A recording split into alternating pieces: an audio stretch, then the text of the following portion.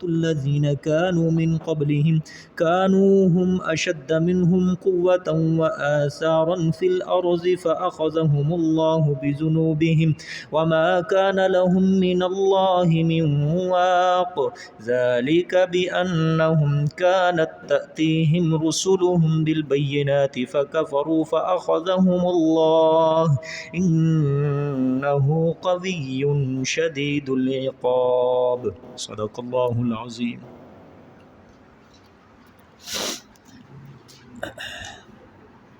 کل کے سبق میں تخویف اخروی بیان ہوئی۔ پہلے اللہ پاک نے دعویٰ ذکر کیا فادعوا اللہ مخلصین لہ الدین، پھر اللہ پاک نے فرمایا یہ جو دعویٰ میں نے کیا ہے یہ کوئی عام ہستی نہیں ہے۔ پھر اللہ نے ذکر فرمایا رفیع الدرجات ذو العرش، وہ اونچے درجوں کا صاحب ہے اور عرش کا مالک ہے، یہ دعویٰ اس کی طرف سے اترا ہے۔ اور پھر اللہ نے فرمایا کہ یہی دعویٰ فادعوا اللہ مخلصین لہ الدین، یہ دعویٰ اللہ ماضی میں بھی اپنے پیغمبروں کے اوپر جس کے اوپر چاہتا نازل کرتا رہا ہے۔ کیوں نازل کرتا رہا ہے؟ لینذر یوم الطلاق، تاکہ وہ ملاقات کے دن سے ڈرائیں، تاکہ وہ ملاقات کے دن سے ڈرائیں۔ سمجھ آئی بات؟ سمجھو، قرآن پاک کے اندر بشارت بھی ہوتی ہے، تخویف بھی ہوتی ہے۔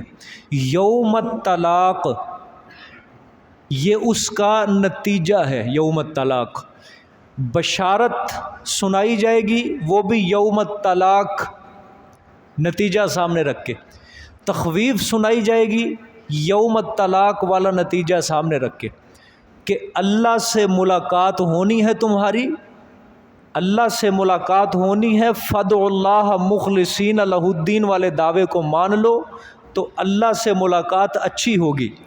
اگر فادعوا اللہ مخلصین لہ الدین والا دعویٰ نہیں مانو گے تو سمجھو اللہ سے ملاقات اچھی نہیں ہوگی، پھر غضب کے ساتھ اللہ تم سے ملاقات کرے گا۔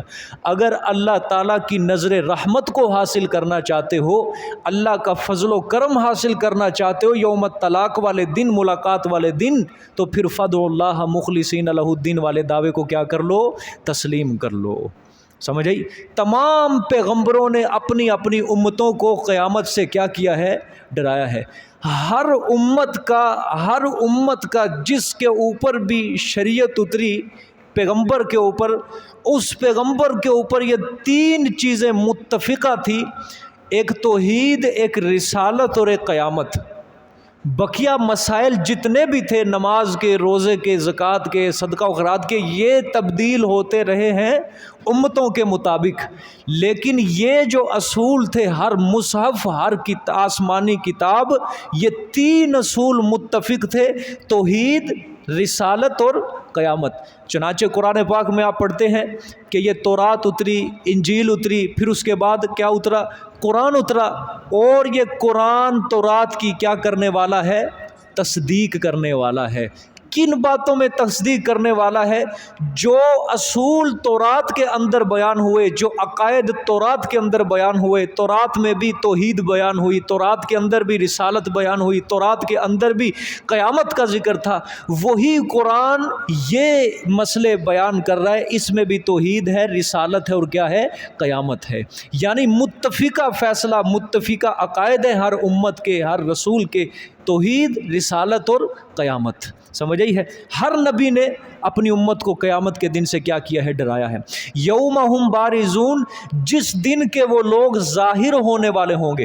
پیچھے لفظ آیا یوم الطلاق، اب اللہ اس یوم الطلاق کے وصف بیان کریں گے۔ پہلا وصف اللہ نے یہ بیان کیا ہے یوم ہم بارزون، کہ سارے لوگ قیامت والے دن کیا ہو جائیں گے؟ ظاہر ہو جائیں گے۔ کس کے سامنے ظاہر ہو جائیں گے؟ اللہ کے سامنے۔ کوئی چھپنے کی جگہ ملے گی ہی نہیں ان کو، سر چھپانے کی بھی جگہ ان کو قیامت والے دن نہیں ملے گی۔ پھر لا یخفی علی اللہ منہم شیء، کوئی چیز نہیں مخفی ہوگا اوپر اللہ کے ان سے کچھ بھی، کوئی چیز رائی کے دانے کے برابر بھی، ذرہ بھی اللہ کی نظروں سے کوئی چیز پوشیدہ نہیں ہوگی۔ ٹھیک ہے، پہلا وصف یہ اللہ نے بیان فرمایا ہے۔ آگے لمن الملک اليوم، واسطے کس کے ہے بادشاہت آج کے دن؟ ٹھیک ہے، للہ الواحد القہار، صرف اللہ کے لیے جو واحد ہے، سب سے زور والا ہے. سمجھ آئیے، سب سے کیا ہے؟ زور والا ہے. آج بادشاہت اسی اللہ کے لیے. یہ اس کی تفسیر کل بیان ہو گئی تھی. آگے دیکھیں جی. اب الیوم تجزا کل نفس بما کسبت، یہ دوسرا وصف ہے. اب اس یوم طلاق کا پہلا وصف، ہر بندہ اللہ کے سامنے حاضر ہو جائے گا، کوئی چیز اللہ سے مخفی نہیں ہوگی. ٹھیک ہے، الیوم تجزا کل، یہ دوسرا وصف ہے. اللہ فرمائیں گے آج کے دن بدلہ دیا جائے گا ہر نفس کو. ٹھیک ہے، آج کے دن بدلہ دیا جائے گا ہر نفس کو، بما کسبت، بسبب اس کے جو کمایا اس نے، فی دنیا، کہاں پر؟ دنیا میں. جو اس نے عمل دنیا کے اندر کمایا، آج کے دن اس نفس کو کیا دے دیا جائے گا؟ بدلہ دے دیا جائے گا. سمجھ آ گیا کہ نہیں؟ آج کے دن اس کو بدلہ دے دیا جائے گا. کارخانہ ہوتا ہے ایک بہت بڑا، ٹھیک ہے، مزدور ہوتا ہے، چھٹیاں کرتا ہے، تو پھر جب مہینے کا آخر ہوتا ہے، مالک کہتا ہے آ جاؤ بھائی سارے لائن کے اندر کھڑے ہو جاؤ، آج مہینے کا بدلہ دے دیا جائے گا. ہر مزدور پریشان ہو جاتا ہے، مجھے کتنی تنخواہ ملتی ہے، مجھے کتنا بدلہ ملتا ہے. سمجھ آئی؟ لیکن یہ جو دنیا کے نقصان ہے، دنیا کی خوشی اور غم ہے، یہ صرف دنیا کی حد تک ہے. کیونکہ دنیا کی ہر غمی کے پیچھے خوشی بھی ہے، دنیا کی ہر خوشی کے پیچھے غمی ہے. لیکن آخرت وہ ایسی خوشی ہوگی کہ اس خوشی کے بعد کوئی غمی نہیں، اور آخرت کی غمی ایسی ہوگی کہ اس غمی کے بعد کوئی خوشی نہیں ہوگی. سمجھ آئی ہے؟ آج کے دن ہر نفس کو کیا دے دیا جائے گا؟ بدلہ دے دیا جائے گا. جو کچھ بھی اس نے دنیا کر لیا، امتحان کر لیا، پرچہ فل کر لیا، اب جس نے کیا تھا، آج کے دن اب اس کا امتحان ہوگا، رزلٹ ہوگا. آج کے دن اس کا نتیجہ بیان کیا جائے گا کہ دنیا کے اندر تو نے اللہ کو راضی کیا یا اللہ کو ناراض کیا. یوم الطلاق کیا ہے؟ ملاقات کا دن ہے. سمجھ آئیے کہ نہیں؟ اللہ اکبر. اللہ فرما رہے ہیں آج من کل الوجوہ، بادشاہت صرف واحد اور قہار کی حکومت ہے. ٹھیک ہے، آج کے دن بادشاہت، پیچھے آیا نا لمن الملک اليوم، اعلان تو ہو گیا بادشاہت کس کی ہے؟ اللہ کی. بدلہ پھر کون دے گا؟ صرف من کل الوجوہ، آج بادشاہت صرف کس کی ہے؟ اللہ پاک کی ہے. سمجھ آئی ہے؟ اللہ نے فرمایا لا ظلم اليوم، نہیں ہے، نہیں ہوگا کوئی ظلم، اليوم، آج کے دن، یعنی قیامت کے دن. آج کے دن کوئی کسی کے اوپر ظلم نہیں کیا جائے گا. اللہ نے فرمایا بدلہ بھی دوں گا اور ایسا دوں گا کسی کے اوپر کوئی کمی زیادتی نہیں ہوگی، کسی کی کوئی حق تلفی نہیں کی جائے گی، کسی کا حق نہیں مارا جائے گا. ہاں، کسی کو کسی کے گناہ بڑھا کر میں اس کو بدلہ نہیں دوں گا. دیکھو ظلم دو طرح ہو سکتا ہے، ظلم دو طرح ہو سکتا ہے. ایک ظلم کا معنی تو یہ ہے کہ مثال کے طور پہ کسی کی نیکیاں ہوں 15، کسی کی نیکیاں ہوں کتنی؟ 15، ان کو 5 کم کر کے 10 نیکیاں اس کی کر دی جائیں، یہ کیا ہوگا؟ ظلم ہوگا. یا کسی کے گناہ ہوں 10، ان کو بڑھا دیا جائے، 15 کر دیا جائے، تو یہ بھی کیا ہوگا؟ ظلم و زیادتی ہوگی. اللہ فرماتے ہیں کسی کے نیکیوں کے اندر نہ اس دن کوئی کمی ہوگی، نہ کسی کی برائیوں کے اندر اضافہ ہوگا. کسی طرح کا کوئی ظلم نہیں کیا جائے گا، کوئی ظلم و زیادتی نہیں ہوگی. ہر نفس کو اس کا پورا پورا بدلہ دے دیا جائے گا. بات سمجھ میں آ گئی ہے؟ اللہ اکبر. الیوم تجزا کل نفس بما کسبت، آج کے دن بدلہ دیا جائے گا، آج کے دن بدلہ دے دیا جائے گا کل نفس، ہر نفس کو، بما کسبت، بسبب اس کے جو اس نے کمایا. ٹھیک ہے، لا ظلم اليوم، نہیں ہوگا کوئی ظلم آج کے دن. ان اللہ سریع الحساب، بے شک اللہ جلد حساب لینے والا ہے. ٹھیک ہے، بے شک اللہ جلد حساب لینے والا ہے. دو تفسیریں پیش کروں گا. کیا مطلب ہے اس کا جلد حساب لینے والا ہے؟ یا تو اللہ پاک قیامت کی نزدیکی کو ذکر کر رہے ہیں، یا اللہ پاک حساب کی جلدی کو ذکر کر رہے ہیں، یا یہ جملہ ان اللہ سریع الحساب دنیا کے متعلق ہے کہ دنیا کی حقارت بیان کی جا رہی ہے، قیامت کی نزدیکی بیان کی جا رہی ہے، یا اللہ پاک دن قیامت کے جو حساب لیں گے اللہ اس کو بیان کر رہے ہیں۔ ٹھیک ہے، اللہ کہہ رہے ہیں کہ بے شک اللہ جلد حساب لینے والے ہیں۔ مطلب یہ جو دنیا ہے نا، دنیا اس کو لمبی زندگی مت سمجھو، اس کو لمبا عرصہ مت سمجھو، آخرت کے مقابلے میں یہ بہت کم عرصہ ہے، بہت کم زندگی ہے، قیامت بالکل قریب ہے، اللہ تمہارا جلد حساب لینے والا ہے۔ اس لیے اے اللہ کے بندو، یوم الطلاق، جس دن تم نے اللہ سے ملاقات کرنی ہے اس کے لیے فوراً کیا کر لو؟ تیاری کر لو، اللہ جلد حساب لینے والا ہے۔ ایک معنی۔ دوسرا معنی سوال ہے، قیامت کے دن اتنی زیادہ مخلوق ہو گئی، اتنی زیادہ، آدم علیہ السلام سے لے کر قیامت کے آخری فرد تک ایک انسان ہے، جنات کا بھی حساب ہوگا، ان جنات اور انسان دونوں کا وہاں پہ حساب و کتاب ہوگا، اتنی زیادہ مخلوق ہوگی، حساب لینا، پھر اس کو ہر اس کے عمل کے مطابق جزا دینا، بدلہ دینا، تو یہ تو بظاہر کیا آتا ہے؟ مشکل نظر آتا ہے، یہ بظاہر مشکل نظر آتا ہے۔ یہ کس طرح ہوگا؟ اللہ پاک نے اس سوال کا جواب دیا، ان اللہ سریع الحساب۔ لوگوں، یہ اشکال جو ہے یہ تمہاری نظروں کے اندر آ سکتا ہے، لیکن اس واحد قہار قادر مطلق کے لیے یہ حساب کتاب لینا کوئی مشکل نہیں ہے۔ کیوں؟ ان اللہ سریع الحساب، بے شک اللہ جلد حساب لینے والا ہے، اس کو کوئی مشکل پیش نہیں آئے گی، وہاں پہ اس کو کوئی تنگی پیش نہیں آئے گی، اس کے اوپر کوئی کسی قسم کی کوئی رکاوٹ نہیں ہوگی، کسی قسم کی کوئی بوجھ نہیں ہوگا حساب لینے کے اندر، وہ جلد سب کو فارغ کر دے گا، جلد ہر کسی کا کیا لے لے گا؟ حساب لے لے گا۔ سمجھ آ گئی ہے بات؟ ان اللہ سریع الحساب، بے شک اللہ جلد حساب لینے والا ہے۔ ٹھیک ہے، آگے دیکھیں جب اللہ اکبر۔ وَأَنذِرْهُمْ يَوْمَ الْآزِفَةِ إِذِ الْقُلُوبُ لَدَى الْحَنَاجِرِ كَاظِمِينَ مَا لِلظَّالِمِينَ مِنْ حَمِيمٍ وَلَا شَفِيعٍ يُطَاعُ۔ یہ آپ صلی اللہ علیہ وسلم سے خطاب ہے جی۔ یوم الآزفہ، قیامت کا دن مراد ہے۔ وَأَنذِرْهُمْ، اور ڈراتے رہو آپ ان کو۔ کیا معنی ہے؟ ڈراتے رہو آپ ان کو۔ ٹھیک ہے، یوم الآزفہ، دن آفت قریب آنے والی سے۔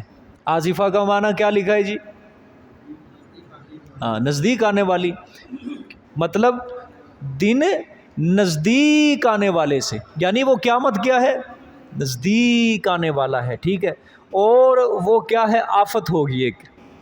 کیا ہوگی؟ وہ ایک آفت ہی ہوگی، ہر انسان کے اوپر آفت ہوگی۔ اللہ اکبر، سمجھ آئیے کہ یوم الآزفہ کون سا دن مراد ہے؟ قیامت کا دن مراد ہے۔ ٹھیک ہے، اور ڈراتے رہو آپ ان کو یوم الآزفہ، دن آفت قریب آنے والی سے۔ دیکھو، شریعت کے اندر بشارت بھی ہے اور ڈرانا بھی ہے، سمجھ آئیے کہ نہیں؟ صرف بشارت بشارت بشارت کہہ کے ان کے لیے دین آسان نہ کرو۔ ٹھیک ہے، یہاں آپ صلی اللہ علیہ وسلم کو کیا کہا جا رہا ہے؟ ڈرانا بھی ہے۔ اگر بشارت دیتے رہو گے سارے اللہ کو سمجھیں گے اللہ تعالیٰ کی بس رحمت ہی ہے، اس کی عذاب عذوب کوئی نہیں ہے۔ ٹھیک ہے، اگر ڈراتے ہی رہو گے تو سمجھیں گے اللہ پاک بھئی مارنے والا ہے، ڈنڈے والا ہی ہے، بس اللہ کی رحمت رحمت کوئی نہیں ہے۔ حالانکہ ایمان کس چیز کا نام ہے؟ ایمان اللہ کی رحمت سے امید بھی ہو اور اللہ کے عذاب کا خوف بھی ہو، ان دونوں چیزوں کو دل کے اندر انسان رکھے تو اس کو کیا کہا جاتا ہے؟ ایمان کہا جاتا ہے۔ سمجھ آ گئی؟ رحمت ہی رحمت، اس کو ایمان نہیں کہتے، اللہ کا خوف ہی خوف ہو، اس کو ایمان نہیں کہتے۔ دونوں چیزیں برابر رکھو، دونوں چیزیں برابر رکھو۔ آپ صلی اللہ علیہ وسلم کیوں روتے تھے؟ آخرت کی باتیں، قیامت کی ہولناکی، موت کی سختیاں، میدان محشر کی سختیاں، وہاں کے حساب کتاب، میزان، اسی وجہ سے روتے تھے نا۔ اللہ اکبر۔ حضرت عائشہ صدیقہ رضی اللہ تعالیٰ عنہ ایک بار رو پڑی، روتی جا رہی ہیں. آپ صلی اللہ علیہ وسلم آئے، پوچھا عائشہ روتی کیوں ہے؟ آپ صلی اللہ علیہ وسلم سے عرض کرنے لگی، یا رسول اللہ، دنیا کے اندر تو آپ اپنے اہل و عیال کا بڑا خاص خیال رکھتے ہیں، قیامت کا منظر میرے سامنے آیا تھا، اس وجہ سے رو پڑی قیامت کے حال دیکھ کے. کیا یا رسول اللہ قیامت والے دن آپ ہمیں یاد رکھیں گے؟ یہ کون سوال کر رہے ہیں؟ اما عائشہ صدیقہ رضی اللہ تعالیٰ. کیا آپ قیامت والے دن ہمیں یاد رکھیں گے؟ آپ صلی اللہ علیہ وسلم نے فرمایا قیامت والے دن تین مواقع ایسے آئیں گے وہاں کسی کو کسی کا خیال نہیں رہے گا. یہ کون کہہ رہا ہے؟ ہاں، خاتم النبیین ساقی کوثر بھی ہے، جس نے کوثر کا جام پلانا ہے اپنے امتیوں کو. شافع محشر بھی ہے، سمجھ آئیے، جس نے سفارش کرنی ہے اپنے امتیوں کی. اللہ اکبر. امام الانبیاء بھی ہے، کائنات کے سردار، کائنات کا دولہ صلی اللہ علیہ وسلم. 3 مواقع ایسے آئیں گے کہ کسی کو کسی کا خیال نہیں رہے گا. پہلا موقع جب سامنے میزان آئے گا، سب کے تکڑی، اللہ اکبر، سب کی تکڑی سامنے آ جائے گی، اس کے سامنے میزان آئے گا. اس کا غم اس کے دل سے اس وقت تک نہیں جائے گا، لوگوں کے دل سے، جب تک اس کے حساب کتاب کا وزن نہ کر دیا جائے اور اس کو پتہ نہ چل جائے حساب کتاب جو وزن ہوگا وہ میرے حق میں ہوا ہے. اللہ اکبر. ہر کسی کا، ہر کوئی پریشان، پیغمبر بھی پریشان ہو جائیں گے. اللہ اکبر. دیکھو آپ صلی اللہ علیہ وسلم نے 3 مواقع کسی کو کسی کا خیال وہاں نہیں رہے گا. اور حضرت عائشہ صدیقہ کا سوال کیا ہے؟ یا رسول اللہ، کیا آپ ہمیں قیامت والے دن یاد رکھیں گے؟ اس کے جواب میں کہہ رہے ہیں کہ جب میزان سامنے آئے گا کسی کو کسی کا خیال نہیں رہے گا. دوسرا وقت جب اعمال نامے ان کو سپرد کیے جائیں گے، حتیٰ کہ اس وقت تک پریشان رہے گا کہ اعمال نامے ان کی پیٹھ سے ہوتے ہوئے ان کے دائیں ہاتھ میں دیے جا رہے ہیں یا بائیں ہاتھ میں دیے جا رہے ہیں. کیونکہ جس کے اعمال نامے نیک ہوں گے اس کو دائیں ہاتھ میں ملیں گے، اور جس کے عمل برے ہوں گے وہ بائیں ہاتھ کے اندر دیے جائیں گے. اللہ، یہ دوسرا موقع. تیسرا موقع جب لوگوں کو پل صراط سے گزارا جائے گا. بال سے زیادہ باریک ہے، تلوار کی نوک سے زیادہ تیز ہے، تلوار کی دھار سے وہ پل کیا ہے؟ زیادہ تیز ہے. اور آپ صلی اللہ علیہ وسلم نے فرمایا وہ جو پل صراط ہے وہ جہنم کی پشت پہ اللہ نے بنایا ہے. اللہ اکبر. نیچے جہنم ہے ساری، اور اس کو کراس کر کے آگے کیا ہے؟ جنت ہے. اللہ اکبر. ہر طرف جہنم ہی جہنم ہے، اس کو کراس کر کے وہ آگے جانا ہے، اس کو پار کر کے جنت. جس نے وہ پل صراط پار کر لیا، یہ آخری منزل ہے، آخری منزل ہے قیامت کی، یہ پل صراط. برے لوگ کیا ہوتے جائیں گے؟ ادھر ادھر گر رہے ہیں، ڈیل ڈول ہیں. نیک لوگ جو ہوں گے اللہ ان کی تائید کریں گے، اللہ ان کی مدد کریں گے، وہ اس کنارے تک پہنچ جائیں گے. سمجھے؟ ہاں، جو بھی ہے چوڑی تو نہیں ہوگی، لیکن اللہ پاک ان کو آسانی سے ان کی مدد فرما کے اللہ پاک ان کو، ہاں بالکل ایسے ہی ہے. نیک انسان، قرآن پاک سمجھنے والا، پڑھنے والا، اس کے اوپر عمل کرنے والا انشاءاللہ اللہ ان کی کیا کرے گا؟ مدد کرے گا. اور اللہ سے امید رکھو بھائی، ہاں اللہ سے امید رکھو. لا تقنطوا من رحمت اللہ، اللہ کی رحمت سے نا امید مت ہو. وہ خوف رکھو کہ بنے گا کیا، لیکن امید رکھو اللہ کی رحمت سے. انشاءاللہ اس پرفتن دور میں اللہ کا قرآن سمجھ رہے ہیں، جس طرح کس طرح بھی ہیں، باقیوں سے اپنا موازنہ کر لیا کرو دوسروں سے، کہ دوسرے لوگ جو چلتے پھر رہے ہیں اس وقت، کوئی جوا کھیل رہا ہے، کوئی تاش کھیل رہا ہے، کوئی کیبل دیکھ رہا ہے، کوئی گناہ کے اندر ملوث ہے، اور اللہ پاک نے تمہیں قرآن پاک پڑھنے کے لیے چنا ہوا ہے. اپنا موازنہ کر کے اللہ کا شکر ادا کیا کرو، اور پھر اللہ کی رحمت سے وابستہ ہو جایا کرو. انشاءاللہ العزیز کل قیامت والے دن اللہ یہ منزل سے ہمیں کیا کر دے گا؟ پار لگا دے گا. سمجھ آئیے کہ نہیں؟ ہاں. اور جو ہی پل صراط پار ہو جائیں گے، سامنے نبی پاک صلی اللہ علیہ وسلم کھڑے ہوں گے اپنے امتیوں. سمجھ آئیے کہ نہیں؟ یہ آخری منزل ہوگی قیامت کی. سامنے نبی پاک صلی اللہ علیہ وسلم حوض کوثر پہ کھڑے ہوں گے استقبال کے لیے، اپنے امتیوں کو کوثر نہر کا جام پلانے کے لیے. اللہ، آپ صلی اللہ علیہ وسلم نے فرمایا کہ میں جنت کی سیر کر رہا تھا، میرے ساتھ جبرائیل علیہ الصلوۃ والسلام تھے، جب میں سیر کر رہا ہوں مجھے ایک نہر نظر آئی، وہ نہر کے ارد گرد موتیوں کے گنبد اللہ تعالیٰ نے بنائے ہوئے ہیں۔ میں نے جبرائیل علیہ السلام سے پوچھا یہ کون سی نہر ہے؟ حضرت جبرائیل علیہ الصلوۃ والسلام نے فرمایا یا رسول اللہ یہ کوثر نہر ہے، اور یہ اللہ پاک نے خاص آپ کو عطا کی ہے، اور یہ آپ اپنے امتیوں کو اس سے جام پلائیں گے۔ اور میرے پیغمبر صلی اللہ علیہ وسلم نے فرمایا وہ حوض کوثر کا جام جس نے پی لیا ایک بار، پوری زندگی اس کو، پوری زندگی کبھی بھی اس کو پیاس نہیں لگے گی، ایسا جام ہے۔ اور وہ حوض کوثر جو ہے دودھ کی سفیدی سے زیادہ سفید اور شہد کے میٹھے پن سے زیادہ میٹھا ہے وہ حوض کوثر کا جام۔ اللہ سب کو نصیب فرمائے، اللہ سب کو نصیب فرمائے، سمجھ آئیے۔ ان منزلوں کے لیے تیار ہو وہ اللہ کے بندوں، ان منزلوں کے لیے تیار ہو وہ بڑی مشکل سٹیج ہے، وہ بڑی مشکل منزلیں ہیں ساری، سمجھ آئیے۔ ان منزلوں میں سے سب سے پہلی منزل ہے موت، پھر موت کے بعد قبر، پھر قبر کا حساب، پھر اس کے بعد قبر کی زندگی، پھر اس کے بعد قیامت، اللہ اکبر، پھر قیامت والے دن میدان محشر میں کئی منزلیں ہیں، آخری منزل پل صراط ہے۔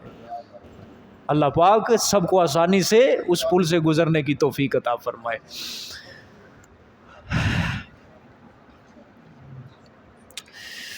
وَأَنذِرْهُمْ يَوْمَ الْآزِفَةِ، میرے پیغمبر ڈراتے رہو آپ ان کو، ہاں، کیونکہ جب سر پہ ڈنڈا ہو نا پھر انسان سیدھا رہتا ہے، دونوں چیزوں سے، سمجھے، دونوں چیزوں سے۔ ایک اچھی خبر بھی اس کو سنائے کہ اگر تو کام کرے گا تجھے اچھا بدلہ ملے گا، نہیں کرے گا برا بدلہ ملے گا۔ نوکر گھر میں رکھا ہو، اس کے سر پہ ڈنڈا بھی ہو تھوڑا سا، اچھا کام کرے گا تنخواہ ملے گی تجھے، لیکن اگر تو نے کوئی الٹا سیدھا کام کیا تجھے سزا ملے گی، تب نوکر کیا رہتا ہے؟ سیدھا رہتا ہے۔ اگر آپ کہو گے تو اچھا کام کرے گا تجھے پھر بھی اچھا بدلہ ملے گا، برا کام کر تجھے پھر بھی اچھا ہی بدلہ، وہ نوکر کیا ہو جائے گا؟ خراب ہو جائے گا، آپ کا نقصان کرے گا پھر وہ، سمجھ آئی ہے۔ تو اس لیے وَأَنذِرْهُمْ يَوْمَ الْآزِفَةِ، ڈراتے رہو آپ ان کو دن آفت قریب آنے والی سے۔ ہاں، اب کیفیت، اس کیفیت کہ یوم الآزفہ کی کیفیت کیا ہوگی؟ اِذِ الْقُلُوبُ لَدَى الْحَنَاجِرِ، جب کہ دلیں گلوں تک پہنچ جائیں گی، جب کہ لوگوں کے دل کہاں تک پہنچ جائیں گے؟ گلوں تک پہنچ جائیں گے۔ کاظمین، چپ کرنے والے، کسی کی جرت نہیں ہوگی وہاں پہ بولنے کی، ہر نفس کیا ہو جائے گا؟ خاموش ہو جائے گا، زبان پہ سکتہ طاری ہو جائے گا، زبان لکڑی کی طرح خشک ہو جائے گی۔ کیوں؟ غم کی وجہ سے۔ کیا ہو جائیں گے؟ غم کی وجہ سے۔ اللہ اکبر۔ اچھا جی، اس کے اللہ نے اپنے پیغمبر صلی اللہ علیہ وسلم سے یہ خطاب کیا ہے، میرے نبی ان کو اس قریب آنے والی ہولناک آفت سے کیا کر دو؟ خبردار کر دو، بتا دو ان کو۔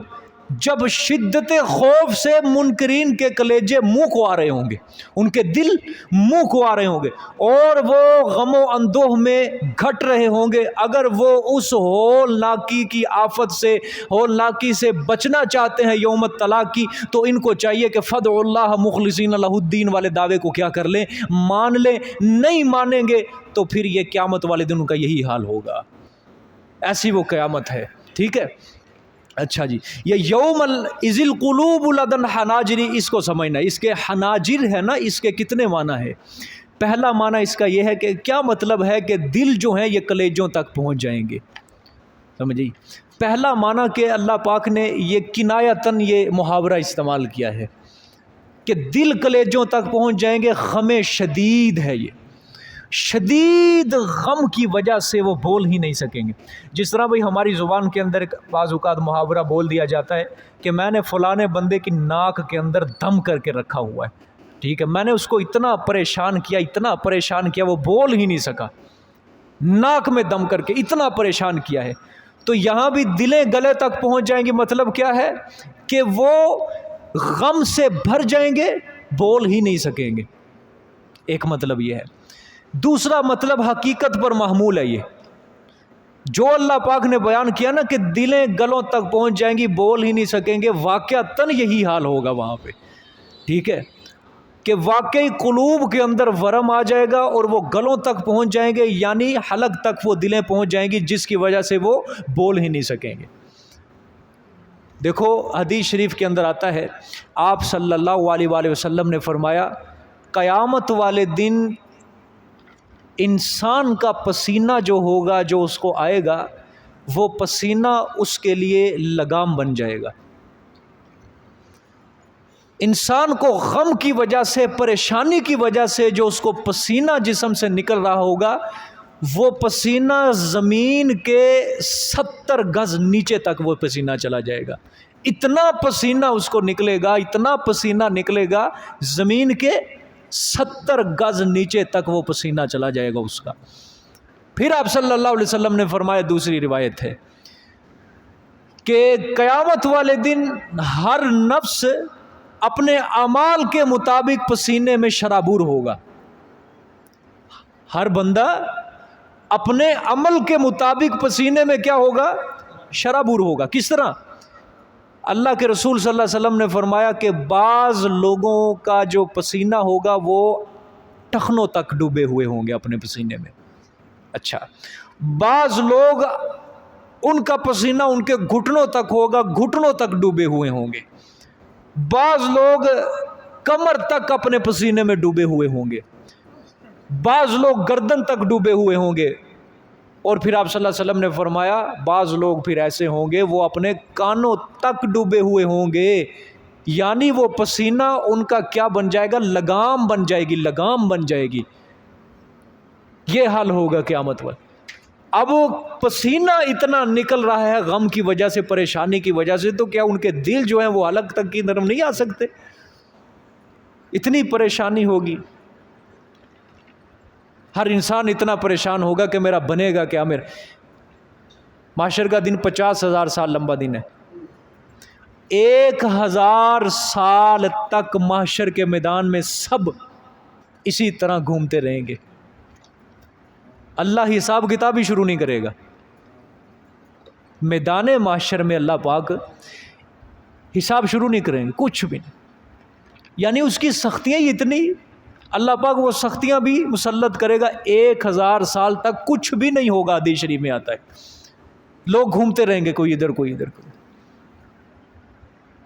کیا کریں؟ ہر بندہ چاہے گا کہ اس مصیبت سے نکل پڑے، ہم حساب کتاب شروع ہو، بعد میں جو فیصلہ ہونا ہے ہو جائے گا، خلاف ہوتا ہے کسی کے حق میں ہوتا ہے، لیکن یہ میدان محشر کی جو تکلیف، مصیبتیں، آفتیں، اس سے نکلیں ایک بار 1000 سال تک۔ اللہ پھر مخلوق کے دل میں ڈالے گا بات کہ اس طرح کرو۔ آدم علیہ السلام ہے نا، جو وہ مسجود ملائکہ ہے، وہ پہلا انسان ہے، تو اس طرح کرو، تم اس کے پاس جاؤ، اس کو سفارش کا کہو۔ سفارش کس کی؟ جس کو حدیث شریف میں شفاعت کبریٰ کہا گیا ہے۔ بڑی شفاعت کون سی ہے؟ حساب کتاب شروع کرنے کے لیے، کہ اللہ کام شروع کریں اپنا۔ اس شفاعت کو کرنے کے لیے، اللہ کے سامنے یہ سفارش کرنے کے لیے کرے کون؟ ہمت کس کی ہو؟ اللہ خود ڈالے گا مخلوق کے دل میں کہ جاؤ آدم کے دروازے پہ۔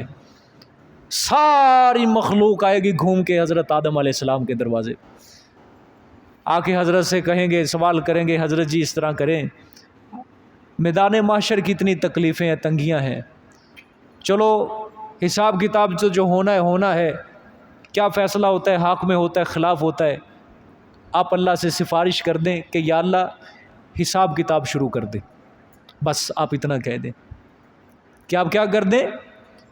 حساب کتاب شروع کر دیں۔ حضرت آدم علیہ السلام فرمائیں گے ٹھیک ہے، حساب کتاب کے لیے سفارش تو میں کر دیتا ہوں، لیکن اگر اللہ نے کہہ دیا ٹھیک ہے آدم حساب کتاب میں شروع کرتا ہوں، پہلے تو آنا میرے سامنے، پہلے تو آ میرے سامنے، تجھے جو میں نے کہا تھا کہ جنت میں تو نے درخت کے قریب نہیں جانا، تو کیوں گیا تھا؟ میں کیا جواب دوں گا؟ میں کیا جواب دوں گا؟ کہتے میں نہیں سفارش کر سکتا، لست لہا، یہ میرا منصب ہی نہیں ہے سفارش کرنے کا۔ پھر آئیں گے واپس، حضرت آدم کہیں گے جاؤ नूह के दरवाज़े पे जाओ, वो अव्वलुर रसूल है, शिरक के ख़िलाफ़ सबसे पहली आवाज़ उसने उठाई है, क्या बताओ अल्लाह उसकी सिफारिश कबूल कर ले। सारी मखलूक आएगी हज़रत नूह अलैहिस्सलाम की। यानी ये मैदान माशर की बातें हैं, ये इस तरह पहले उधर अल्लाह ताला इस तरह करेगा ये काम। ज़ाहिर बात है, लिमानिल मुल्कुल यौम का अल्लाह पाक ने किया ना, लिमान आज किसकी बादशाह है, जाए किसी बादशाह के पास, जाओ करवाओ किसी की सिफारिश। कहते थे ना पीर पैगंबर वली जो हैं ये ज़ोरी ज़ोर मनवा लेंगे, वो सारा अल्लाह पाक वहाँ निकालेगा। कौन मुझसे बात मनवा सकते है? आए आदम अलैहिस्सलाम इनकार कर देंगे, नूह अलैहिस्सलाम के पास आएंगे, हज़रत नूह अलैहिस्सलाम से फरियाद करेंगे कि हज़रत अव्वलुर रसूल हैं, अल्लाह से सिर्फ ये सिफारिश कर दें कि या अल्लाह ये हिसाब किताब का सिलसिला शुरू कर। हज़रत नूह अलैहिस्सलाम कहेंगे कि ठीक है हिसाब किताब के लिए सिफारिश तो कर दूंगा, लेकिन अल्लाह ने अगर ये कह दिया कि ऐ नूह ठीक है मैं हिसाब किताब शुरू करता हूँ, पहले तू मैदान में आ, मुझे हिसाब दे। मैंने तुझे मना किया था कि तूने बेटे के हक़ में ज़ुबान नहीं खोलनी, तूने फिर भी बेटे के हक़ में ज़ुबान क्यों खोली थी? ये कौन कहेगा? नूह अलैहिस्सलाम। अल्लाहु अकबर। हज़रत नूह अलैहिस्सलाम को पता है मुद्दत तबलीग कुरान ज़िक्र कर रहे हैं 950 साल, 950 साल शिरक के ख़िलाफ़ सबसे पहले आवाज़ उठाने वाले नूह अलैहिस्सलाम हैं। ये भी क्या हो जाएंगे? डर जाएंगे, खौफज़दा हो जाएंगे कल क़यामत वाले दिन। फिर मखलूक हज़रत इब्राहीम के पास जाएगी, हज़रत इब्राहीम आगे हज़रत मूसा का दरवाज़ा दिखाएंगे, हज़रत मूसा आगे हज़रत ईसा का दरवाज़ा दिखाएंगे। हज़रत ईसा अलैहिस्सलाम भी जब कह देंगे लस्तु लहा, भाई ये मेरा मनसब नहीं, मैं सिफारिश, यानी जो बड़े बड़े अल्लाह के नबी हैं ना, मखलूक उनके पास जाएगी। आदम, नूह अलैहिस्सलाम, इब्राहीम, मूसा, ईसा। हज़रत ईसा अलैहिस्सलाम कहेंगे बाबा मैं इस तरह करता हूँ, आखिरी पैगंबर है मोहम्मद सल्लल्लाहु अलैहि वसल्लम, उसके पास जाओ। सारी मखलूक आएगी आप सल्लल्लाहु अलैहि वसल्लम के पास। जब आप सल्लल्लाहु अलैहि वसल्लम के पास आएंगे सारे, तो यही अर्ज़ करेंगे कि या रसूल अल्लाह, अल्लाह के सामने सिफारिश कर दीजिए, अल्लाह हिसाब किताब का सिलसिला शुरू कर दे। आप सल्लल्लाहु अलैहि वसल्लम फरमाएंगे अना लहा, तुम कहाँ फिरते रहे हो, ये तो मनसब ही मेरा है, ये तो मनसब ही मेरा है। फिर आप सल्लल्लाहु अलैहि वसल्लम सजदे में फिर जाए, सजदे में चढ़ जाए। रवायत के अंदर आते 3 दिन 3 रातें, या दूसरी रिवायत 7 दिन 7 रातें अल्लाह के रसूल सल्लल्लाहु अलैहि वसल्लम सर सजदे में रखेंगे। कितने? 3 दिन 3 रातें, या बरवायत दूसरी 7 दिन 7 रातों तक आप सल्लल्लाहु अलैहि वसल्लम सजदे में सर रखेंगे। फिर अल्लाह पाक 7वें दिन 8वें दिन आप सल्लल्लाहु अलैहि वसल्लम से कहेंगे कि मेरे पैगंबर सर उठा अपना, इरफा रअसका, अपना सर तो उठा, सल तो होती, मांग क्या मांगता है मुझसे, तू आज मांग मैं अता करता जाऊंगा, मांग क्या मांगता है।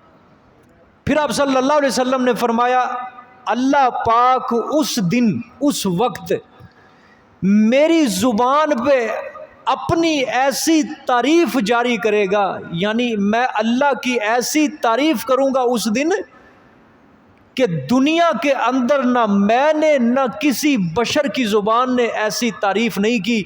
और वो जो कल क़यामत वाले दिन मैं अल्लाह की तारीफ़ करूँगा, मुझे इस वक्त उस तारीफ़ का पता नहीं है, उसी वक्त उसी लम्हे अल्लाह मेरे दिल पे वो तारीफ़ डालेगा और मैं अपनी ज़ुबान से वो अल्लाह की तारीफ़ बयान करूँगा। उसी लम्हे, उसी वक्त, इस वक्त दुनिया के अंदर भी मुझे अल्लाह की उस तारीफ़ का इल्म नहीं है, वो कौन सी तारीफ़ है। फिर आप सल्लल्लाहु अलैहि वसल्लम सिफारिश करेंगे अल्लाह के आगे कि या अल्लाह हिसाब किताब का सिलसिला शुरू फरमा दें। ये है शफाअत कुबरा, बड़ी सिफारिश क़यामत की हिसाब किताब को शुरू करने के लिए। फिर अल्लाह पाक क्या करेंगे, हिसाब किताब, मीज़ान आएगा, फरिश्ते आएंगे अल्लाह के बड़े बड़े, अल्लाहु अकबर, अल्लाह पाक जलवा अफरोज़ होंगे, हर तरफ नूर ही नूर फैल जाएगा, अल्लाह पाक जलवा अफरोज़ होंगे, हर किसी का तराजू उठाया जाएगा, तकड़ी होगी, हर किसी की नेकियों का गुनाहों का तोल किया जाएगा। अल्लाह पाक उन मंजिलों से हम सबको बासलामत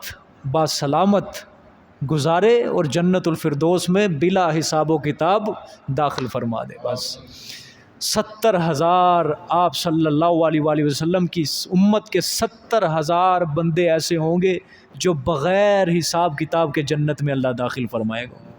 70,000 بندے ایسے ہوں گے. کون ہے ان کے اندر؟ اللہ ہی جانتا ہے. صحابہ کرام، چلو صحابہ اکرام کو تو مل چکا ہے نا سرٹیفکیٹ دنیا کے اندر، لیکن پھر بھی وہ ڈرے اپنی زندگیوں میں، پھر بھی اللہ کا خوف انہوں نے سب سے زیادہ اپنے دلوں میں رکھا. اللہ اکبر. دیکھیں جی آگے، اذ القلوب لدى الحناجر کاظمین، جب کہ دلیں پہنچ جائیں گی گلوں تک، ٹھیک ہے، کاظمین چپ کرنے والے، کوئی نہیں بولے گا، کسی میں بولنے کی طاقت ہی نہیں ہوگی. ٹھیک ہے آگے، ما للظالمین من حمیم ولا شفیع یطاع. ہائے، اللہ نے فرمایا نہیں ہوگا واسطے ظلم کرنے والوں کے لیے کوئی دلی دوست. دلی دوست، اللہ اکبر. دنیا کے اندر تو دلی دوست ہیں سب کے، لیکن وہاں پہ دلی دوست کوئی نہیں ہوگا. آگے، ولا شفیع یطاع، اور نہ کوئی سفارشی جس کی بات مانی جائے. یطاع کا مطلب جس کی بات تسلیم کی جائے، مانی جائے، ایسا سفارشی بھی نہیں ہوگا. ٹھیک ہے، دیکھو جی، مشرک کا دنیا کے اندر عقیدہ یہ ہوتا ہے، پہلے ما للظالمین من حمیم، ان کا مطلب ہوتا ہے دلی دوست، لغوی معنی دلی دوست. اللہ نے فرمایا دلی دوست بھی نہیں ہوگا. ایک آگے سفارشی کی الگ بات ہے، دلی دوست کی الگ بات ہے، دونوں میں فرق سمجھنا ہے. یہ آیت پیچھے بھی بہت زیادہ دفعہ گزری ہے، اب فرق سمجھ لو اس کے اندر کہ کیا مطلب ہے. دلی دوست نہیں ہوگا، سفارشی نہیں ہوگا، دونوں کو الگ جملوں میں اللہ نے ذکر کیا نا. اچھا، من حمیم کا مطلب سمجھو. اللہ نے فرمایا بعض اوقات دیکھو انسان جو ہوتا ہے، کسی کے اوپر مصیبت آتی ہے، دنیا میں آفت آتی ہے، اللہ سب کو بچائے، تو وہ اپنے گہرے دوست کے پاس جاتا ہے جو اس کا دلی دوست ہوتا ہے. اس کو وہ اپنا غم سناتا ہے. وہ جب غم سناتا ہے، اگرچہ وہ اس کا دوست کر کچھ نہیں سکتا، جس کو وہ غم سنا رہے کچھ کر نہیں سکتا، لیکن وہ دکھ اس کو سنانے سے اس کا غم کیا ہو جاتا ہے، پھر بھی ہلکا ہو جاتا ہے. تو اللہ نے فرمایا قیامت والے دن کوئی ایسا دلی دوست بھی نہیں ہوگا جس کو انسان غم سنا کے اپنا غم ہلکا کر لے. سمجھ آئی ہے کہ نہیں؟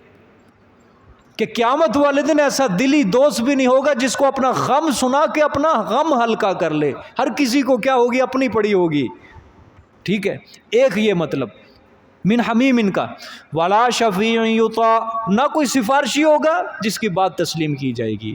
یہ وہی مطلب ہے کہ اللہ کے ہاں کوئی سفارشی نہیں ہوگا کہ وہ اپنی زوری زور اللہ سے بات منوائے. مشرک کا عقیدہ کیا ہے کہ اللہ پاک جو ہیں وہ بزرگوں کی مانے گا، اللہ وہاں پہ اپنی مرضی چھوڑ کے بزرگوں کی مانے گا، ان کی رد نہیں کرے گا. ٹھیک ہے، تو اللہ پاک فرمائیں گے کسی کی وہاں سفارش نہیں کی جائے گی، کسی کی سفارش نہیں چلے گی کہ اس کی سفارش میں مان لوں. میری مرضی ہے وہاں پہ، مانوں نہ مانوں، کوئی زوری زور مجھ سے اپنی سفارش کو بنوا نہیں سکے گا. نہ کوئی دلی دوست، نہ کوئی سفارشی، کوئی نہیں ہو. اللہ اکبر. آگے دیکھیں جی، یعلم خائنۃ الاعین وما تخفی الصدور. اچھا، اور جس حاکم کے دربار میں حاضری ہے اس کے علم کا یہ حال ہے. اب اللہ اپنا علم کی وسعت بیان کریں گے. ترجمے سے پہلے، جس حاکم کے دربار میں حاضر ہونا ہے اس کے علم کا یہ حال ہے. یعلم خائنۃ الاعین، جانتا ہے وہ خیانت آنکھوں کی بھی، آنکھوں کی خیانت بھی جانتا ہے. وما تخفی الصدور، اور آنکھوں کی کیا تخصیص، اور وہ جو چھپاتے ہیں سینوں میں، اللہ اس کو بھی جانتا ہے. ٹھیک ہے، کیا مطلب ہے اللہ پاک نے کیوں یہاں پہ یہ جملہ فرمایا ہے؟ دیکھو بظاہر ربط نہیں لگ رہا ساتھ. ٹھیک ہے، اللہ دیکھو سوال ہوتا ہے. پہلے سوال یہ ہے اللہ فرماتے ہیں، پیچھے آیا نا الیوم تجزا کل نفس بما کسبت، سوال ہوتا ہے اللہ فرما رہے ہیں ہر نفس کو میں بدلہ دوں گا، ہر کسی کو میں بدلہ دوں گا، ہر نفس کو بدلہ دوں گا۔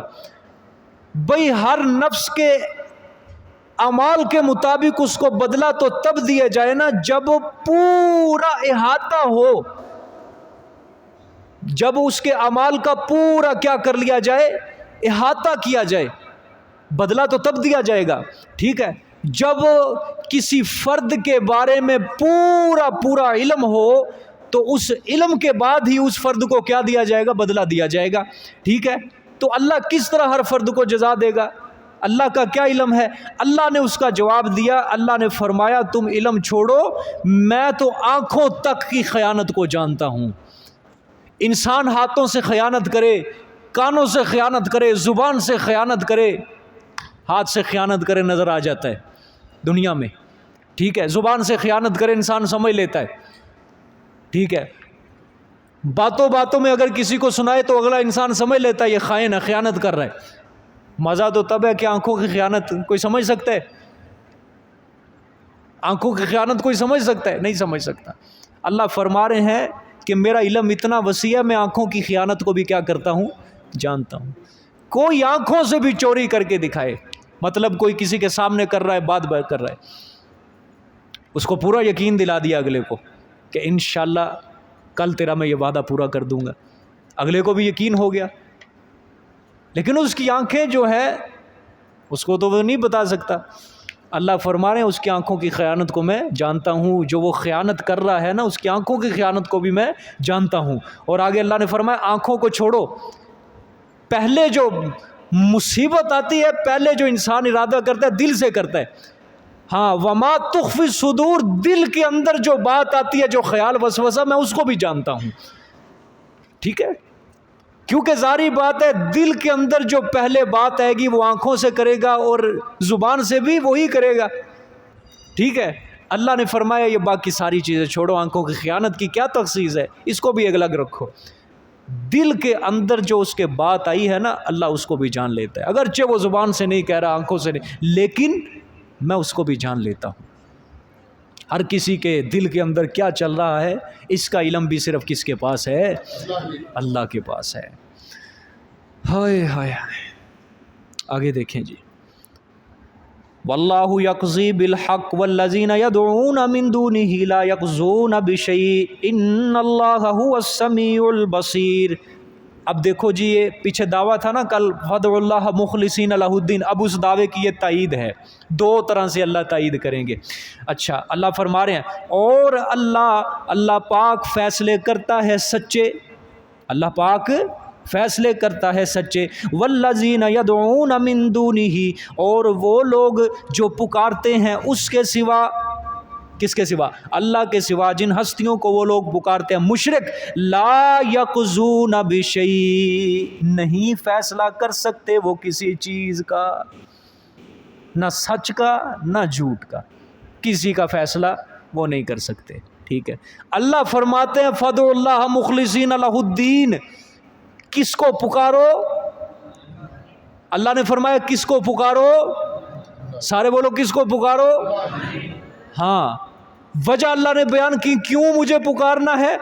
اللہ فرماتے ہیں اس لیے مجھے پکارو کیونکہ ہر کسی کی عزت کے، ذلت کے، بیماری کے، شفا کے، نفع کے، نقصان کے، حلال کے، حرام کے، جائز کے، ناجائز کے، پاکی کے، ناپاکی کے، ہر کسی کے فیصلے جو ہے وہ صرف کون کر رہا ہے، اللہ کر رہا ہے، اس لیے مجھے پکارو، ٹھیک ہے۔ اور میرے سوا جن ہستیوں کو تم پکار رہے ہو وہ کوئی کسی چیز کا فیصلہ نہیں کر سکتے، جب وہ کسی چیز کا فیصلہ نہیں کر سکتے، فیصلہ صرف اللہ ہی کرتا ہے، تو پکارو بھی صرف کس کو، اللہ ہی کو۔ سمجھ آ گئی ہے، یہ اس دعوے کی اللہ تائید کر رہے ہیں، ٹھیک ہے۔ آگے دو طرح سے تائید ہے نا، پہلی تائید ہے واللہ یقضی بالحق،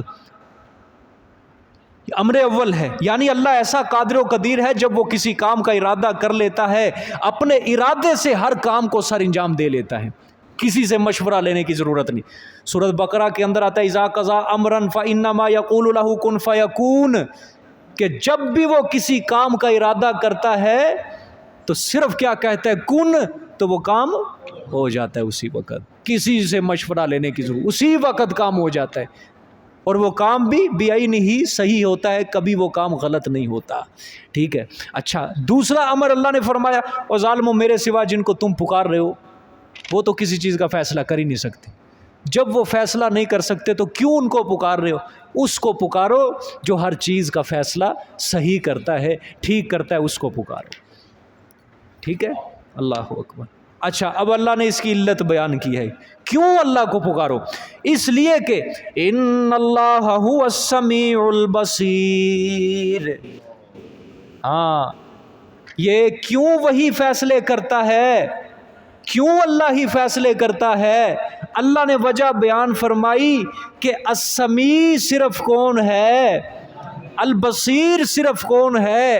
میرے سوا جن کو تم پکار رہے ہو نہ وہ السمیع ہے نہ بصیر ہے، نہ وہ ہر کسی کی بات کو سن سکتے ہیں نہ وہ ہر کسی کو دیکھ سکتے ہیں، کیونکہ ہر کسی کی بات کو سننا، ہر کسی کو دیکھنا یہ صرف کس کا خاصہ ہے؟ ہاں، جب السمیع بھی اللہ، البصیر بھی اللہ، تو غائبانہ حاجات میں، مشکلات میں پکارو بھی صرف کس کو؟ ہاں، سمجھ آئیے کہ نہیں؟ یہ قرآن کا انداز تمہیں کوئی نہیں سمجھائے گا. یہ اللہ کا شکر ادا کرو. ہاں، کہ ایک ایک آیت کو ربط دینا، پورا جوڑ کے رکھنا، پورے قرآن پاک کو بے ربط نہیں کرنا، بے مربوط نہیں کرنا کسی کو. سمجھ آئیے کہ نہیں؟ ایک ایک لفظ کا پیچھے ربط جڑتا جا رہا ہے. ہاں، ان اللہ هو السمیع البصیر. اللہ کو کیوں پکارنا ہے؟ اللہ کیوں فیصلے کرتا ہے؟ اللہ کیوں فیصلے کرتا ہے؟ دوسرے کیوں نہیں کوئی فیصلہ کر سکتے؟ وجہ، اللہ ہر کسی کی بات کو جو جہاں مرضی کائنات میں، جدھر انسان، حیوان، درندہ، چرند، پرند، کوئی جانور اپنی زبان میں جو جو باتیں کر رہے ہیں، انسانوں کی زبان ہزاروں ہو، لاکھوں ہو زبانیں، درندوں کی زبان، بھینسوں کی زبان، حیوانوں کی زبان لاکھوں ہو، ہزاروں ہو، اللہ پاک ہر کسی کی بات کو کیا کر رہا ہے؟ سن رہا ہے. اور کوئی نفس کائنات کے اندر کیا کر رہا ہے، اللہ اس کو کیا کر رہا ہے؟ دیکھ رہا ہے. تو جب وہ ہر بات کو سن رہا ہے، دیکھ رہا ہے، تو وہ فیصلے بھی کر سکتا ہے. جب وہ ہر چیز کے فیصلے کر سکتا ہے تو غائبانہ حاجات میں، مشکلات میں صرف کس کو پکارا کرو؟ اللہ ہی کو پکارا کرو. اللہ اکبر. آگے دیکھیں جی. اولم یسیروا فی الارض فینظروا کیف کان عاقبۃ الذین کانوا من قبلہم کانوا هم اشد منهم قوۃ وآثارا فی الارض فاخذهم اللہ بذنوبہم. بھائی سارے سیدھے ہو جاؤ، انشاءاللہ چائے بھی پئیں گے بعد میں. تخویف دنیاوی ہے جی، یہ پیچھے تخویف اخروی تھی ساری، اب یہ کیا ہے؟ تخویف دنیاوی ہے. ٹھیک ہے. اولم یسیروا، آیا نہیں چلے پھرے وہ زمین میں، فی الارض زمین میں. ٹھیک ہے.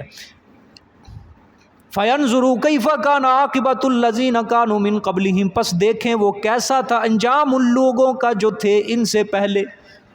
اچھا، پہلے اللہ نے تخویف اخروی سنائی، اب تخویف دنیاوی. اللہ فرما رہے ہیں کہ یہ جو مکے کے مشرک ہیں میرے پیغمبر، جس طرح آج یہ فدعوا اللہ مخلصین لہ الدین والے دعوے کو نہیں مان رہے، اسی طرح پچھلی قوموں نے بھی فدعوا اللہ مخلصین لہ الدین والے دعوے کو نہیں مانا تھا. کیا یہ زمین میں چلے پھرے نہیں ہیں؟ شام کے علاقے کی طرف تجارت کی غرض سے نہیں جاتے؟ وہ گرتی ہوئی بستیاں، ان کے کھنڈرات نہیں دیکھتے یہ لوگ؟ کیا ان سے عبرت حاصل نہیں کرتے جو ان سے پہلے تھے؟ ہاں، کیا حالت تھی؟ کانوا ہم اشد منہم قوہ، ہاں تھے وہ زیادہ سخت ان سے طاقت میں. دیکھو اللہ نے فرمایا کہ جتنی بھی قومیں تباہ ہوئی نا ماضی کے اندر، وہ ان کو غرور تھا. کیا تھا؟ غرور تھا، تکبر تھا، اور غرور کے چند اسباب تھے.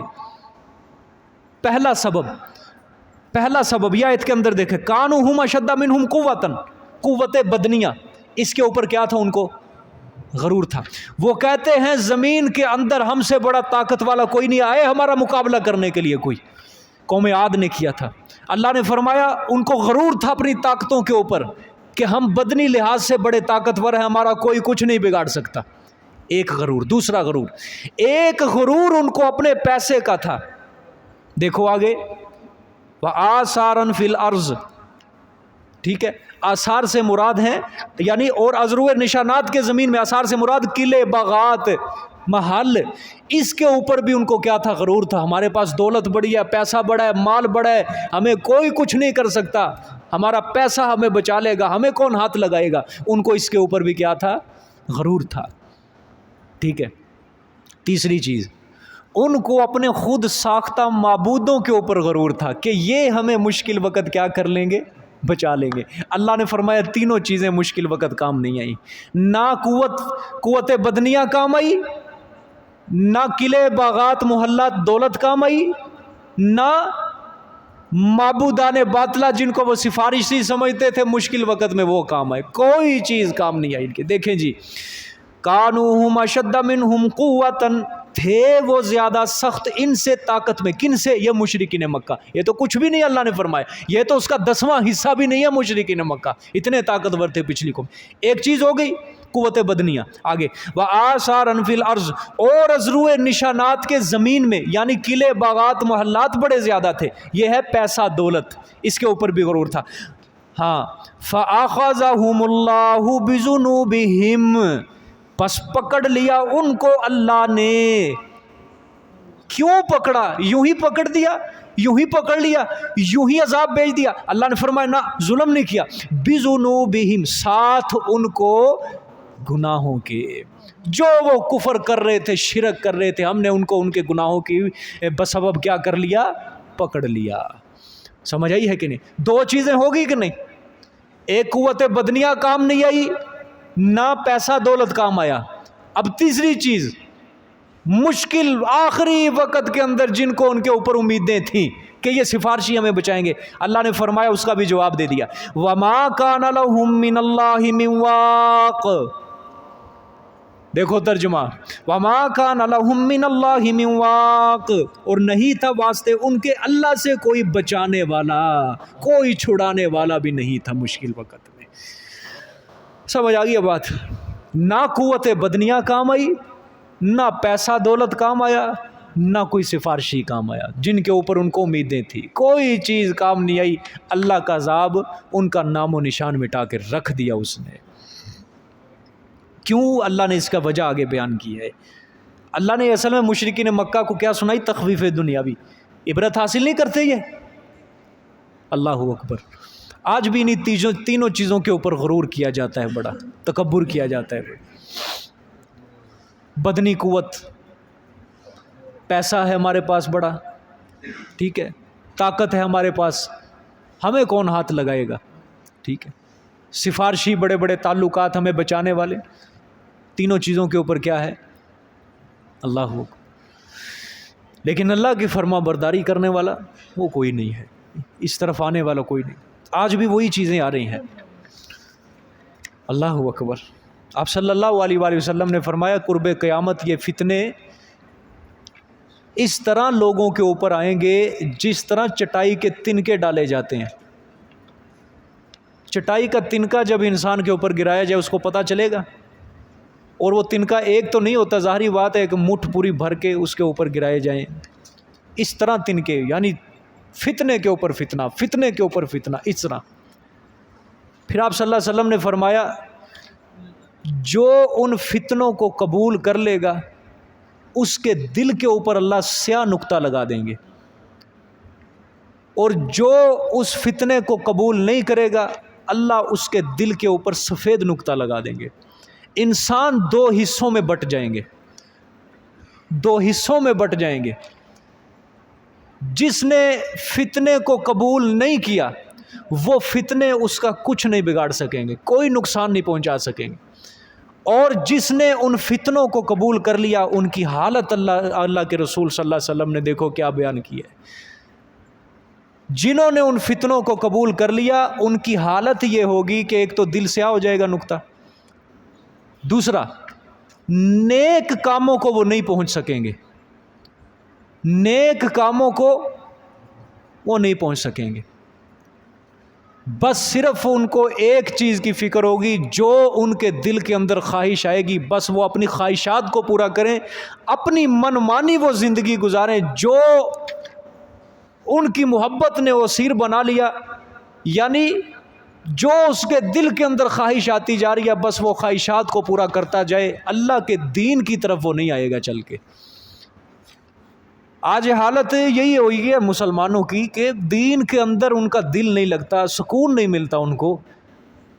برائی کا کام ہے اس کے اندر سکون ملتا ہے، برے کام کے اندر سکون ملتا ہے، اطمینان ملتا ہے، لیکن دین نیکی کے کام میں نہیں لگتا. اللہ معاف کرے، کہنا نہیں چاہیے، کسی کے دل کا حال مجھے معلوم نہیں. شاید کوئی درس کے اندر بیٹھا ہو جس کا اس وقت دل تنگ ہو، کب اٹھیں کب جائیں، کیا ٹائم ہو گیا. ایک بات کر رہا ہوں میں، شاید کیونکہ دلوں کا حال کون جانتا ہے. شاید کوئی ایسا بھی ہو کسی نے ایک لفظ بھی نہ سنا ہو غور سے. دلوں کا حال کون جانتا ہے؟ اللہ جانتا.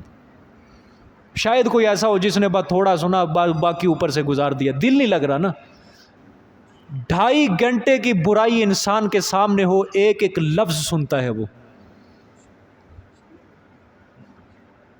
3 گھنٹے کی برائی سامنے ہو، ایک ایک لفظ سنتا ہے. ایک لفظ اگر گزر جائے تو رونے دھونے لگ جاتا ہے، فلانی جگہ سے میں نے نہیں دیکھا، مجھے سمجھ نہیں آیا، پیچھے کرو اور زیادہ.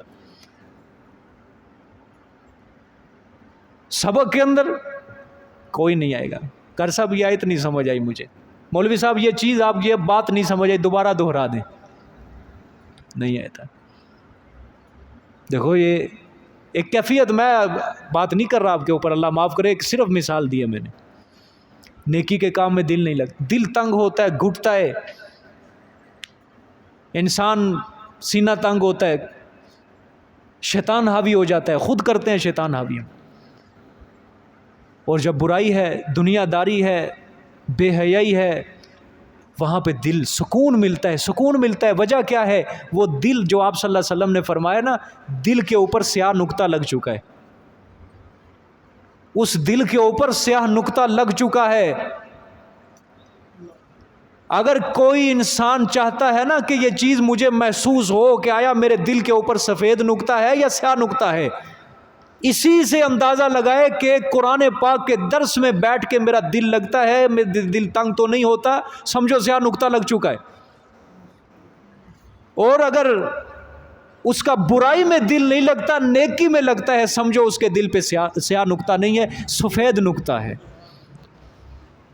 اور جو کہتا ہے قرآن پاک کا درس بس چھٹی ہو، جلدی جلدی ختم ہو، 10-15 منٹ ہو، آدھا گھنٹہ ہو، بس باقی دنیا برائی خواہشات پوری کرنا، سمجھ لو اس کے دل کے اوپر سیاہ نقطہ لگ چکا ہے. بھائی اپنا وہ انجام سوچ لے، اپنا وہ فکر کرے کہ میرا بنے گا کیا، میں کس طرف جا رہا ہوں. اس کو چاہیے کہ اپنی اصلاح کروائے، کسی نیک انسان کی صحبت میں بیٹھ جائے، قرآن پاک کو سمجھے، اپنے دل کا تزکیہ کرے، اپنے دل کو پاک کرے گناہوں سے. گناہ کی نحوست کو نہیں ہم سمجھتے، گناہ کتنی بڑی نحوست ہے. سب سے بڑی جو نحوست ہے وہ آنکھوں کی ہے، اس کے بعد زبان ہے، کان ہے. یہ 3 چیزیں انسان کو ایسی دی گئی ہیں اللہ نے، ان کو اچھا استعمال کرو گے تو اچھے رہو گے، برا استعمال کرو گے تو برے رہو گے. ان 3 چیزوں کی وجہ سے انسان اپنے دل کو گندا کرتا ہے. یہ ایک ہارڈ سپیس ہے دل، ٹھیک ہے. آنکھ، کان، زبان، 3 چیزیں جو ہیں یہ دل کے تک پہنچنے والی چیزیں ہیں. آنکھ سے جو چیز دیکھو گے وہ دل کے اندر محفوظ ہوگی، کان سے جو چیز سنو گے وہ دل میں ہوگی، زبان وہ باہر نکالتی ہے، جو بولو گے وہ جو دل کے اندر ہوگا وہی زبان پھر بولے گی. انسان برائی سننے کا عادی ہے، زبان سے کیا بولے گا؟ انسان آنکھوں سے بے حیائی دیکھنے کا عادی ہے، زبان سے بے حیائی والی باتیں نکلیں گی. گالیاں سننے کا عادی ہے، زبان سے گالیاں نکلیں گی. گناہ کرنے کا عادی ہے، زبان سے گناہوں والی باتیں نکلیں گی، اچھی باتیں. ہم نے یقین کرو ایسے لوگ بھی دیکھے ہیں، زندگی میں کبھی ان کی زبان سے نیکی والی بات نہیں سنی ہم نے، ایک نیکی والی بات نہیں سنی.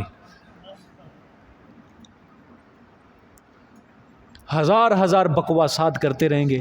ان کو کہہ لو قرآن کی آیت سناؤ، ان کو کہہ لو نبی پاک صلی اللہ علیہ وسلم کی تعریف میں کلام سناؤ، نہیں سنائیں گے، ہمیں نہیں آتا. پھر کیا بہانے لگاتے ہیں، مجھے شرم آتی ہے، میرا گلا خراب ہے، یہ ہے وہ ہے، میں نہیں کر سکتا، مجھے ڈر لگتا ہے. 10 15 20 لوگوں کی مجلس میں بیٹھ کے بری زبان چلا لے گا، گندی زبان چلا لے گا، لیکن 10 15 لوگوں میں بیٹھ کے اس کو کوئی نیکی کی بات سنا، ڈر لگتا ہے مجھے. 10 15 لوگوں میں اس کو بیٹھ کے کوئی تلاوت سنا، ڈر لگتا ہے مجھے شرم آتی ہے، حیا آتی ہے. یہ شرم حیا نہیں، یہ بے شرمی بے حیائی ہے. اللہ کی کلام، اللہ کی بات سنا سے تو ڈر لگتا ہے. کیا ہے، دل بجھ چکا ہے. ایسے انسان جو گناہوں کا عادی ہوتا ہے، وہ انسان اپنی کردار سے بتا دیتا ہے کہ بابا ہمارا دل کے اوپر سیاہ نقطہ ہے، ہم نہیں دین کا کام کر سکتے، ہم مردہ دل ہیں، ہمارے مردہ دل، ہم نہیں کچھ کر سکتے. اس کو نیکی کا کام کو اس کا دل نہیں لگے گا. اگر آپ زبردستی زور بھی کر لو، 2 دن تک وہ صرف رہے گا اس کے اوپر، تیسرے دن پھر بھاگ جائے گا.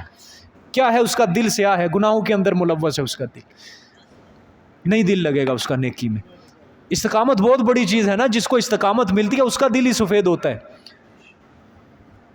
نمازوں میں جلدی آنا، جمعے میں جلدی آنا، قرآن کے درس میں جلدی آنا، کیا ہے، یہ سفید دلی کی نشانی ہے.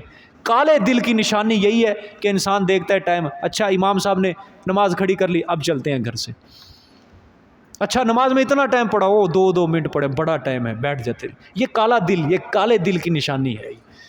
حضور صلی اللہ علیہ وسلم ایسے نہیں بتا گئے، یہ رہنمائی کر کے گئے اپنی امت کی کہ جب ایسے فتنے رونما ہوں تو اپنے دلوں کو چیک کر لو، اپنے دلوں کو چیک کر لو. خدا کے لیے میرے عزیز دوستو، خدا کے لیے اپنے دل کو سیاہ مت ہونے دو، اپنے دل کو تزکیہ کرو قرآن کے ذریعے. عمل کے میدان میں اترو، خدا کے لیے عمل کے میدان میں اترو. قرآن کے 6 سپارے رہ گئے ہیں، اگر قرآن مکمل ہو گیا تو یاد رکھنا اس نصیحت کے بعد کوئی نصیحت ایسی نہیں ہے جو تمہارے دل کو صاف کر سکے. کبھی اثر نہیں ہوگا، کبھی دل اثر نہیں قبول کرے گا کسی بات کا، کیونکہ قرآن سب سے بڑی نصیحت ہے، قرآن سب سے بڑی نصیحت ہے. اس نصیحت کے بعد کوئی نصیحت بڑی نہیں ہے. یاد رکھنا، جب یہ نصیحت پوری ہو جائے گی، کسی کا دل اگر نہ سفید ہوا تو پوری زندگی کے لیے مرتے دم تک اس کا دل کالا ہی رہ جائے گا. اور یہی چیز ہوتی ہے انسان کو برائیوں میں داخل کر کر کے انسان دائرہ اسلام سے خارج ہو جاتا ہے. یہی چیز ہوتی ہے کہ پہلے شیطان انسان کو چھوٹی چھوٹی برائیوں میں مبتلا کرتا بڑے گناہوں میں مبتلا کرتا ہے، پھر کفر و شرک تک اس کو پہنچا دیتا ہے کہ انسان کو پتہ ہی نہیں رہتا. خدا کے لیے اپنا فکر کرو، اپنا انجام سوچو، اپنے دلوں کو سفید کرو، اپنے دلوں کو سیاہی کی طرف مائل نہ کرو. جب تمہیں پتہ چل جائے کہ اس نیکی کے میدان میں میرا دل لگ رہا ہے، مجھے سکون ملتا ہے، سمجھو اللہ نے تمہارے دل کے اوپر سفید نقطہ لگا دیا ہے. اور جب تمہیں محسوس ہونے لگ جائے کہ اس نیکی کے کام میں، نیکی کی بات سنتے وقت میرے دل کو تنگی اللہ رسول کی بات سے بڑی کوئی بات نہیں ہے، اللہ رسول کی بات سن کے میرا دل تنگ ہو رہا ہے، مجھے نیند آ رہی ہے، مجھے فلاں ہو رہا ہے، مجھے سینہ تنگ ہو رہا ہے، تو سمجھ لو تمہارے دلوں کے اوپر نقطہ ہے، اس کو مٹانے کے لیے تمہیں بڑا وقت چاہیے. سمجھ آ گئی کہ نہیں؟ اللہ پاک سب کے دلوں کو سفید فرمائے، سب کے دلوں کو سفید. اگر اللہ معاف کرے کسی کے دل کے اوپر وہ سیاہ نقطہ لگ چکا ہے، حدیث شریف کی روح سے اللہ کے آگے ہاتھ جوڑ کے ہم دعا کرتے ہیں، اللہ اس کے دل سے وہ سیاہ نقطہ مٹا دے، اس کے دل سے وہ سیاہ نقطہ مٹا دے. دیکھیں جی، اب یہ آخری آیت پڑھ لیں پھر انشاءاللہ. ذالک بانہم کانت تاتیہم رسلہم بالبینات، یہ عذاب کیوں آیا تھا ان کے اوپر؟ یہ اس لیے کہ بے شک آئے تھے ان کے پاس ان کے رسول ساتھ واضح دلائل کے، لیکن انہوں نے میرے پیغمبروں کی توہین کی، ایک نہیں سنی تھی انہوں نے نیکی کی بات. فکفروا، پس انہوں نے کیا کیا؟ کفر کیا. فاخذہم اللہ، پس پکڑ لیا ان کو اللہ تعالیٰ نے. ٹھیک ہے، انہ قوی، کیوں؟ بے شک وہ کیا ہے؟